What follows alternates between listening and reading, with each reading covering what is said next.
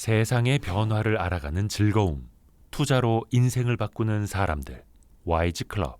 지금 고정 댓글을 확인하세요. 내년 경제가 2024년 경제가 좋지 않을 거다. 스태그플레이션 상흔점이라고 한다면 뭔가는 바뀔 거고. 네. 가장 대표적인 게 이제 금리 아니겠습니까? 금리. 그렇죠. 거의 한 2년 가까이 우리를 짓눌러 오고 있는 이 금리가 네. 2024년에는 좀 내려갈 수도 있습니까? 희망적인 메시지를 드리기가 조심스러워서 죄송합니다만 네.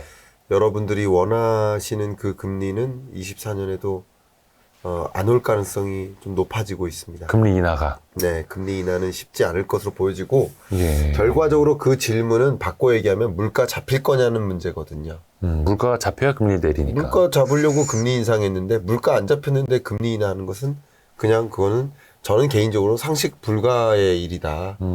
그렇게 상식에 부합하지 않는다라는 표현을 여러 차례 썼었잖아요. 네. 그래서 23년 내까지는 금리 인하 없다라고 제가 말씀을 드려왔는데 24년의 물가 상승률, 특히 미국의 물가 흐름을 좀 지켜보면 24년 4분기 정도에나 이 중동 불안이 기폭제처럼 변수로 작용하지 않는 걸 전제로 했을 때 미국 물가 상승률은 4분기 정도에나 목표하는 2% 수준에 도달할 것으로 보고 있습니다.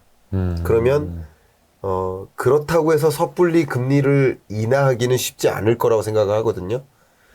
더 꼼꼼히 예의주시하면서 금리 인하 시점을 고려할 거라고 생각하는데 어쨌든 금리 인하가 한 차례 많으면 두 차례인데 한 차례 있다면 4분기라고 생각을 하고요. 없을 가능성과 두 번 있을 가능성이 반반 정도 되지 않을까. 그래서 한 차례 정도 4분기 정도에 있거나 없거나 이렇게 가정하시면 어떨까 저는 생각을 합니다. 근데 지금 이른바 우리나라 투자자분들도 많이 찾아보시는 패드워치 같은 네. 사이트를 보면 네. 그래도 한 6월이나 7월쯤에는 네. 첫 기준금리 인하가 나타나지 않을까라고들 네. 이제 투자자들은 보더라고요. 채권 시장도. 네. 근데 교수님은 훨씬 더 뒤로. 네. 그 되게 재미있는 질문이신데요. 네네. 그런 질문을 제가 작년부터 받았거든요. 작년 이맘때도 23년 경제전망서 낼 때도 패드워치 상에서는 맞습니다. 23년 중반쯤이면 금리 인하 한다고 하는데 맞습니다. 왜 저는 금리 인하 없다고 합니까? 그 되게 막 부정적인 사람이라고. 부정적인 게 아니라. 되게 부정적으로 본다고. 아, 그래요? 네. 네. 맞아요. 왜냐면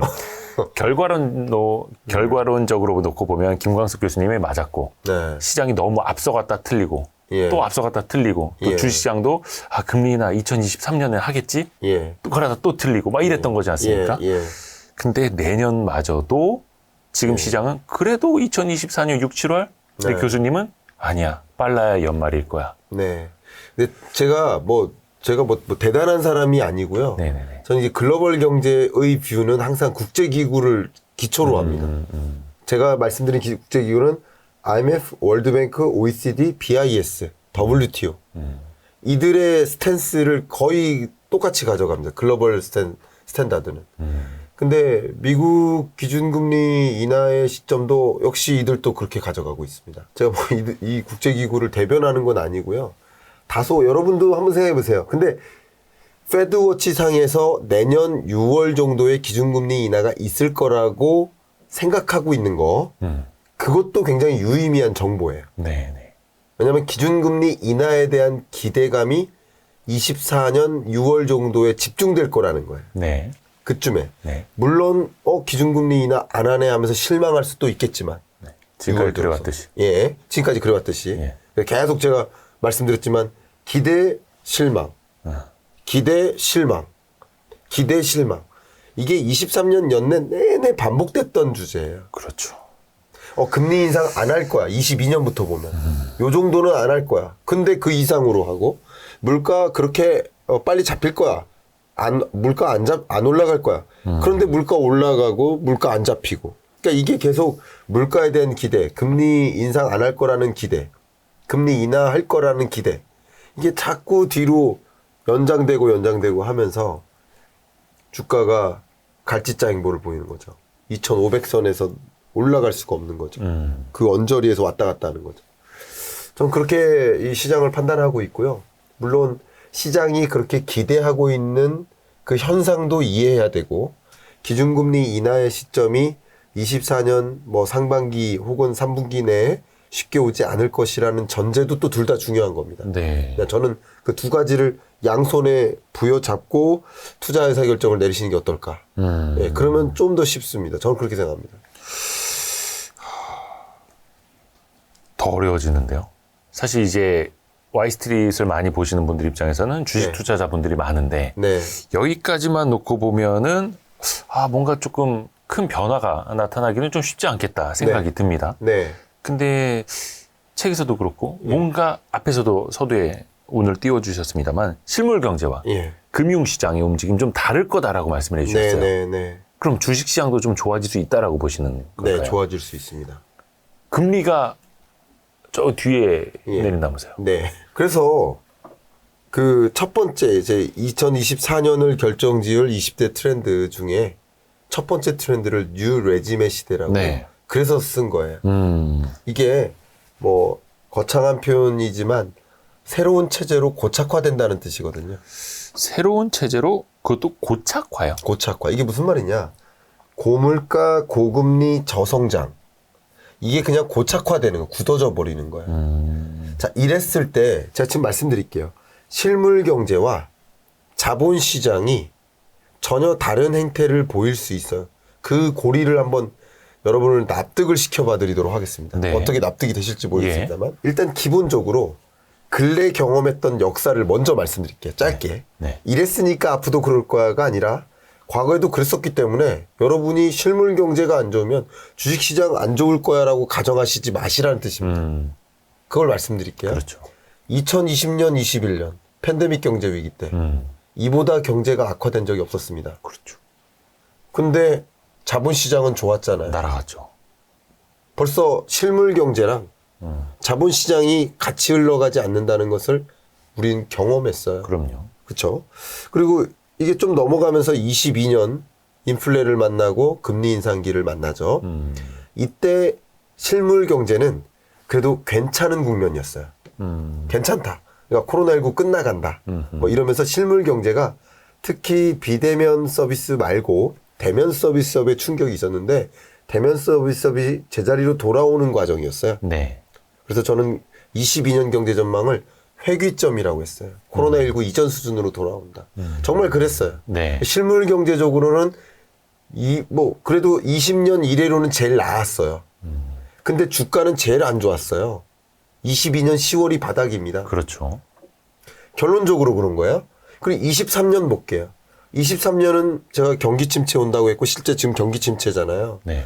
경기 침체인데 주가를 보면 22년보다는 좋거든요.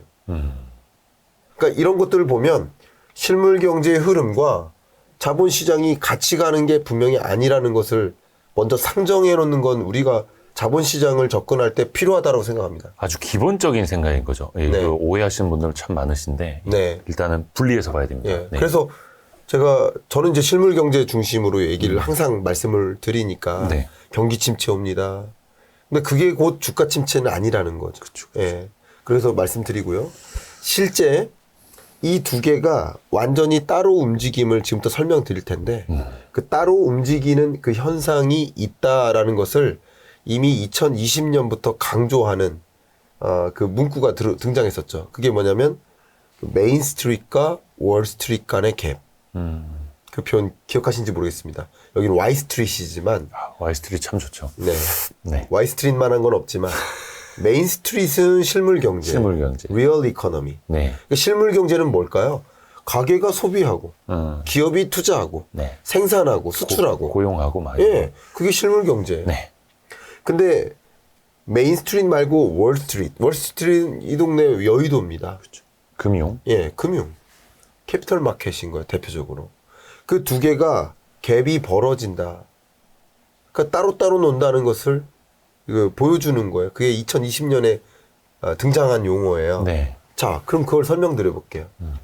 실물 경제는요, 금리의 레벨이 중요해요. 맞습니까? 실물 경제 그렇죠. 예.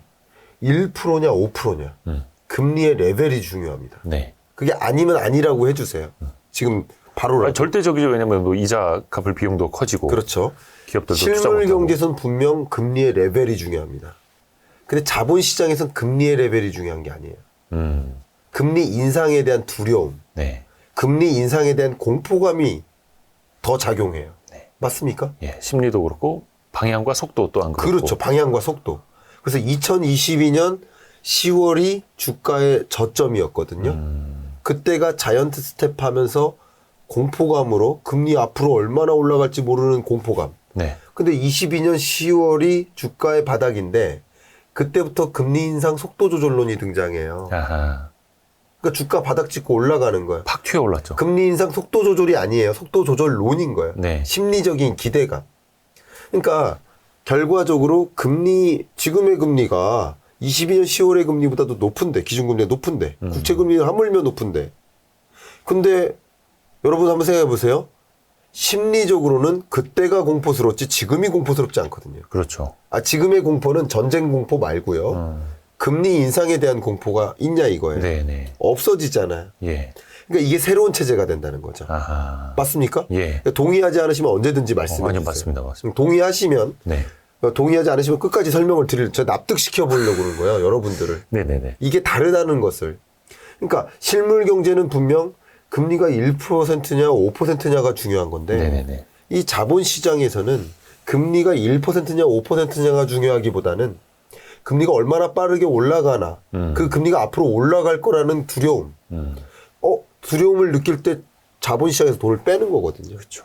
돈을 빼니까 주가가 떨어지는 거예요. 돈의 이동인 거예요. 네. 외환시장도 마찬가지예요. 한미 기준금리 역전 현상이 일어나면 지금은 2%포인트인데 그때는 역전되기 직전이었거든요. 네. 근데 역전되기 직전에 초강달러가 나왔어요. 그러니까 이런 것들을 보면 항상 그 실물 경제적으로 우리가 압박을 받는 금리의 레벨과는 다른 이슈인 거예요. 앞으로 기준금리 격차가 막 벌어질 것 같아. 그러면 달러 들고 있어야 되지. 그럼 달러 수요가 집중되면서 달러 강세가 초강달러가 나오는 거예요. 2022년 10월입니다. 또 금리 말고요. 물가라는 측면만 고려해 볼게요. 네. 이 실물 경제는요. 물건의 가격이 중요해요. 근데 재밌게도 자본시장에서는 물가 상승률이 중요해요. 상승률. 그렇죠. 물가 지수보다는 상승률. 상승률이 중요해요. 이거 되게 중요한 표현입니다. 네. 왜 그러냐면 실물 경제는 야 이거 얼마야가 중요해요. 네네. 내가 이거 사 먹을 수 있는 능력이 되나? 그러면 같은 소득 가지고 이걸 못 사 먹으니까 가난해지고 힘들고 소비 규모가 줄고 기업 입장에서도 인건비 오르고 혹은 원자재 값 다 오르고 그게 부담 자체인 거야. 가격이 중요한 거야. 그게 실물 경제. 실물 경제 맞죠? 실물 경제는 가격 자체가 중요하다. 근데 이 자본시장에서는 우리 가격이 얼마다라는 얘기를 한 번도 안 해요. 자본시장에서는 물가 상승률이 또 올랐나, 기대치보다도 올랐나. 그렇죠. 그러니까 이런 것들이 플로우예요. 좀 다릅니다. 완전히 다릅니다. 그렇죠. 네. 그리고 저성장도 볼게요. 고물가, 고금리, 저성장을 설명드리는 거예요. 네. 고물가, 고금리, 저성장이 고착화되다 보니까 실물 경제적으로는 저성장은 저성장을 불러요. 저성장 국면이라고 받아들이기 시작하는 거예요. 그러면 스타트업에 투자를 안 해요. 그렇죠. 신규 사업 진출하려고도 안 해요. 고용을 또 안 하고. 고용 안 하고요. 그러니까 저성장은 저성장을 보니까 실물 경제는 더 억압시키는 거예요. 네. 이 세 가지 요소가. 근데 자본시장에서는 저성장인 걸 이미 반영시켰어요. 그래서 반영시켰으니까 그게 주가를 또 조정시키기보다는 반영됐으니 그걸 새로운 일종의 뉴노멀로 받아들이고 그리고 그 안에서 새로운 투자처를 찾는 거예요. 그렇죠. 이 부분에 다 공감을 하시면 아마 여러분들도 공감하실 거라고 믿고 네. 여러분께 뭐 공감하십사 뭐 강조하는 건 아닌데 분명 제가 지금 한 20분 30분 동안 드린 말씀이 실물 경제, 리얼 이코노미와 이 캐피털 마켓 혹은 어셋 마켓 또 파이낸셜 마켓 이 마켓은 다르다. 이 다른 이유가 뭔지 아세요 혹시? 다른 이유가 실물 경제는 우리가 계속 보고자 하는 게 규모예요. 규모. 예. GDP 규모. 소비 규모, 소매 판매액, 기업의 투자액, 규모입니다. 그렇죠. 근데 이 마켓에서는 거래되는 가격에 관심이 있어요. 가격은 어쨌든 수요와 공급에 의해 결정되고요. 특히 자본시장에서의 가격은 부동산 시장도 포함입니다. 이 가격은 그 수요가 뭐냐면 돈인 거예요. 돈이 이동하는 거예요. 결과적으로 뉴노멀로 새로운 체제로 받아들이는 국면에서는 그걸 안고 돈을 이제 자본시장으로 넣어볼까 하는 움직임을 가져갈 수 있다는 거죠. 그런 관점에서 이제 주식시장을 말씀드려보면 실물 경제에서는 실제 기준금리 인하 그거 자체가 굉장히 중요한 사인으로 작용할 거예요. 네. 그럼 24년 4분기죠. 근데 자본시장에서는 분명 한 24년 2분기 정도가 곧 기준금리 인하 있을 거라는 기대감이 집중되는 국면이라는 거죠. 그러니까 기대감이 항상 선반영. 그렇죠. 예.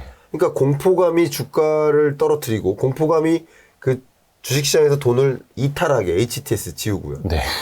이탈하게 만들듯이 네. 이제 기준금리 인하 있을 거라는 그 기대감이 HTS 다시 깔게 만드는 거죠. 근데 다만 2020년에 경험했던 그런 대세 상승장 네. 그걸 기대할 만큼은 아닙니다. 왜냐하면 20년의 금리 인하 폭을 생각해 보세요. 예, 그거랑은 전혀 다른 모습인데 2024년 뭐 2분기 정도면 기준금리 인하에 대한 기대감으로 다시 어느 정도의 돈이 유입되는 국면이기 때문에 지금의 주가보다는 상승 랠리를 만들 수 있다. 그래서 뭐 지금은 좀 투자 관점에서 꺼려질 이슈들도 많은데 네. 24년 한 2분기 정도가 되면 상당히 또 주식시장으로 유입될 수 있다. 뭐 경기 침체 다 반영된 거다. 이런 생각을 많이 해석을 하는 거죠. 아하. 예. 그러니까 그때는 경기 참 어렵다라고 하더라도 이상하게 주가가 오르는 현상. 네. 그렇죠. 그래서 주식 투자 잘 안 하시는 분들 입장에서는 야, 저거 이상한 거 아니야? 예. 근데 또 열심히 또 주식 투자하시는 분들은 지금이야. 맞아요. 그러실 수 있는. 그럴 수 있죠. 예. 그게 이제 이르면 연말 정도에 기준금리가 인하될 거라고 본다면 네. 돈은 한 중반, 내년 중순부터 그렇죠. 움직일 것이다. 예. 다만 이 모든 시나리오를 앞에서부터 쭉 들으신 분들이 이해하시겠지만 결국 물가가 모든 걸 결정해요. 물가가 금리를 결정하고 금리가 이 시장에 영향을 미치는 거죠. 이 구조를 길게 들으셨던 분은 충분히 알고리즘을 이해하셨을 거라고 생각이 듭니다. 그래서 2024년은 주식시장도 전반적으로 좋을 것이다라고 보시는 결론이 되겠네요. 네, 뭐 강한 랠리라고 생각은 안 합니다. 다시 한번 강조하지만 강한 랠리라고 생각하지 않지만 그러니까 2020년 이런 거 생각하시면 안 되는. 그건 네, 전혀 네, 아닙니다. 네, 네. 근데 2022년이 뭐 10월이 제 바닥이라는 표현을 정말 많이 해드렸는데 22년 10월이 바닥이고요. 23년은 지지부진한 해다 이렇게 네. 표현했었어요. 주가가.